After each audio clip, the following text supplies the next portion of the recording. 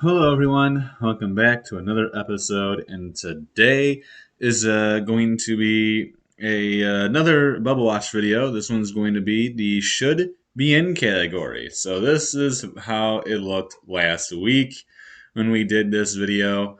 If you have not seen my lock video or me catching up on all my work to do stuff that I haven't done yet, I would watch those two videos. Well, no, yeah, you could, I guess. I'd watch the locks video, then the should be in, and then the work to do. That's how I would do it. Anyways, this is the should be in section. Obviously, this is basically the well, you're not exactly a team that's right on the bubble, but you're not exactly a team that would necessarily automatically be in the tournament, I would say. So there's going to be a lot of moving around in this one, mostly just because a lot of teams have just really struggled, and some teams have been really good. So it's just kind of all over the place with a bunch of these teams.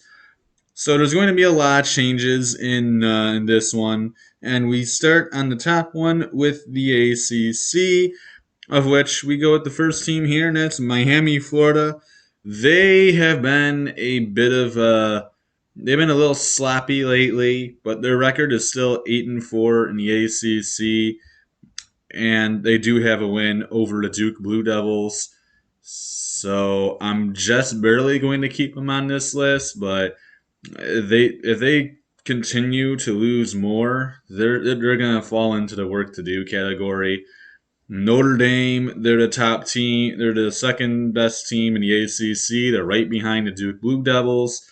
They're another team that had high expectations and they've just really struggled early on, but they have really picked up the pace lately and have been significantly better. As of right now, I'm going to leave them in the should be in category. Florida State, they have lost too many games. They are coming out of this section. They've lost way too many important games of which they need to keep winning.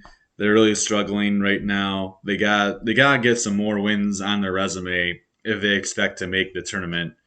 But Florida State will be falling into the work to do category, and honestly, so will North Carolina. And it's not really just because they got blown out by Duke, which I mean, I guess technically it kind of is because it's not pretty to get blown out on your home court. Yes, it was by the number 7 team in the country, but they also don't have any really big wins on their resume. Like at this point in time, I think I'd still say yes, North Carolina will be in the NCAA tournament if it were to happen today.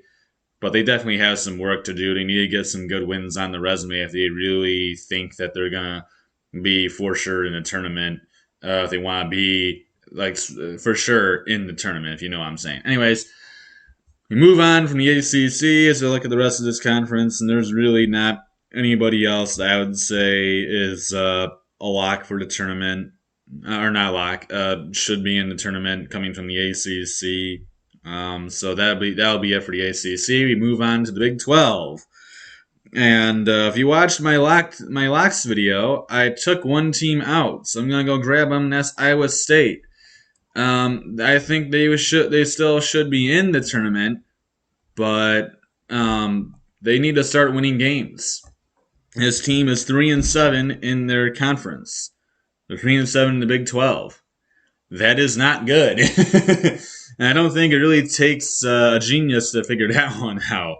When you're 3-7 in your conference, you know something's wrong. And so Iowa State, they need to get some wins going.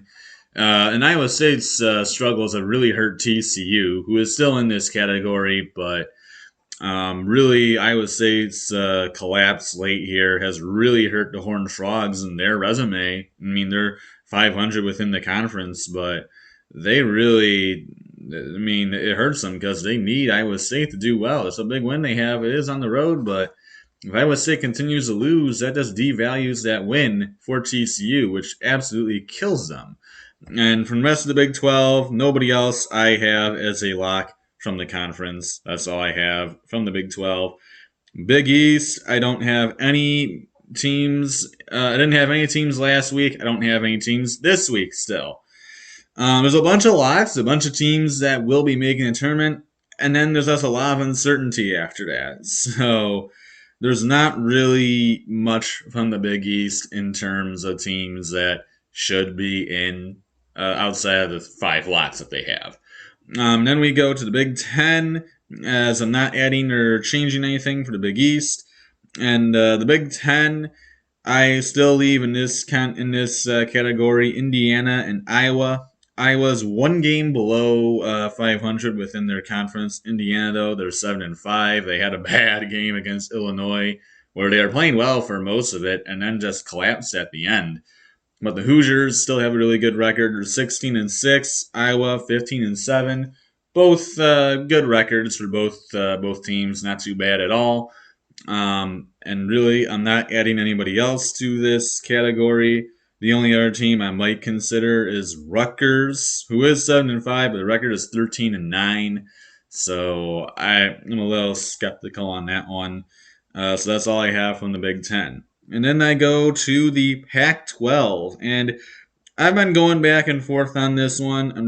I've been thinking, do I want to put this team as a should be in team, or should I wait and just put them in maybe when I see some more wins out of them? But I think it's fair to put them in now, and I'm going to do Oregon. They really struggled, just like Notre Dame at the beginning of the season. They had been horrible to start off the year.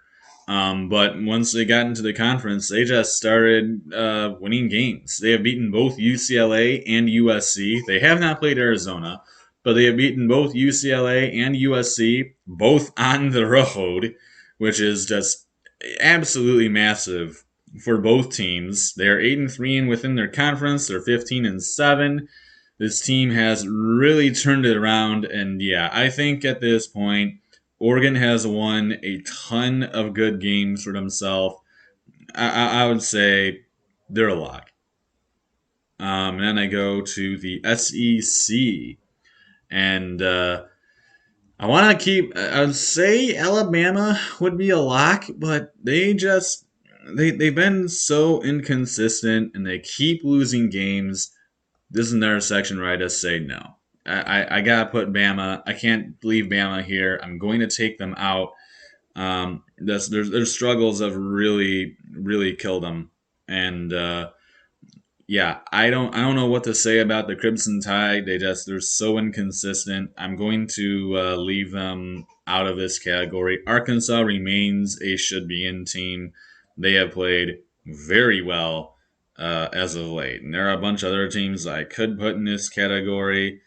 Um, I am not as of yet, though. I'm still going to leave the SEC as is. And then we have our other category here, of which I'm going to make a I'm going to make a bunch of changes to this category as specifically this team right here. BYU is dropping out. They have just not been good lately. They have lost game after game after game within their conference, and they have not looked good. Got creamed by Gonzaga. The struggles for them have continued. St. Mary's broke the top 25 this week, jumping in at number 22. They remain as a should be in team. Boise State, they have been so good in the Mountain West. They have been absolutely incredible. And they did lose their first game within the conference. As they took their first loss in the conference actually to Wyoming, who is a team I'm going to add to this category as they have been so good this season too. I mean, they're right on in the top of the Mountain West. As I said, they just gave Boise State their first conference loss of the season. Both teams only one loss in the conference. They both have looked very well, very good. Colorado State, I'm going to keep in this section as well. They have played very admirably. San Francisco, they have looked really good too. They just beat St. Mary's, which is a huge win for them. They are a three-loss team within their conference. They're 19-5. I'm going to leave them in this section as well. They have the wins. They've beaten some solid teams. I'm leaving San Francisco in this section for the time being. They have played as I said, they have been very, very good this season. Another team I'm going to add, actually, I'm going to do this now, is Murray State. They're undefeated within their conference. They're 12-0, and they just joined the top 25 this week. 22-2. But when you play in a bad conference, I guess I understand that you don't really get a lot of big opportunities to win some big games. But they have beaten some decent teams, which is why I am putting them in here. Even if they were to lose out in the Ohio Valley Conference to Morehead State, who was 11-1 in the conference, they have they have some nice wins to where I'd say that they're probably a team that will be in. Another team that we had Davidson last week, and honestly, for Davidson, I'm still going to leave them here. They're 9-1 within their conference, 19-3, really, really good record. They have played pretty well this season. Then we look at Cincinnati. They're in the American Athletic or the AAC, American, whatever you really want to call that conference. It gets called all kinds of different things. Cincinnati's a team I'm taking out, though. Cincinnati, they don't really have a lot of great wins. They're 5-6 within their conference. They are 15-7 overall, but really Cincinnati's only big win this year has been Illinois, as they really have not beaten anybody else. They did beat SMU, who I do have in this should be in category right there. Um, but their conference record is just not very special. They haven't beaten a lot of great teams. As I said, their only good win was really Illinois. Um, so that Illinois win does stand out for Cincinnati. That is a huge win for them, as does the SMU win. But really, when you look at past that, there's really nothing. They've lost to Houston. They've lost to Temple. They lost to Memphis. They lost to Tulane, which is not a good loss. They lost to Xavier. Monmouth is a very, very bad loss. So not good luck for Cincinnati. I do think this team is probably still in the tournament at this point, but I'd say they're in the work to do section at this time being. SMU, I'm going to leave them here. I'm going to leave them as a should be in team. They are 16-5 in their conference. They have a couple decent wins.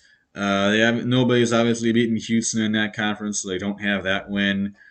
But they do have a solid record within their conference. They have okay wins, and they have a very, very good record, which is why I am leaving them here as well. And then, really, as I look at the rest of the teams in all of college basketball, that is really all I am going to do for the time being. Yeah, that's all I'm going to have for this category. So we have a couple new teams in this. Oh, I forgot to add one team to the SEC. LS. Wow, I completely forgot about them. Where are they? But LSU. I'm going to be adding LSU here. They've really, really struggled. Oh, there they are.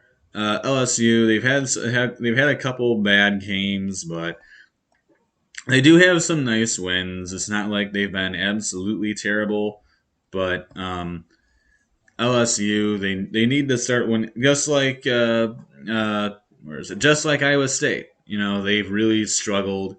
They had a great start to the season. They beat a bunch of really good teams, and they just have not won anything since that point. And that's a problem. You need to win games within your conference. You can't just continue to lose over and over and over again. I leave them here because, like I said, they do have some good wins. I mean, they've beaten Texas A&M, who's decent. They beat Tennessee. They beat Kentucky, which is a huge win. That one is. They beaten Wake Forest. So they do have some decent wins, but being below 500 in your conference does not help you whatsoever, which is why I downgrade them to this section here. But that's all I have for the should be in category. Next is going to be work to do, which I have 2 weeks really to cover for that one. So that is going to be by far the longest video. So that is it for this category. You can see all the teams here. That's all I have for this video. Until next time, everyone, I'll see you on the next video. Adios, everyone.